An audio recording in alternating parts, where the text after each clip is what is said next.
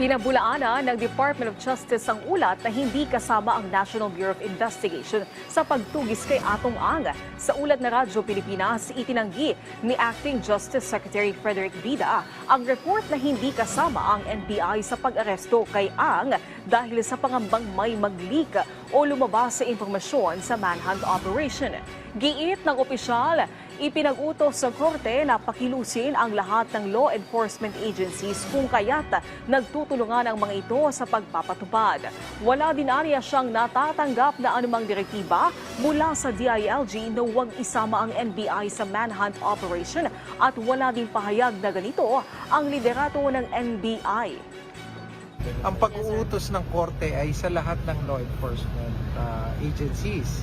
At syempre, nagtutulong-tulong at ibang agencies. No?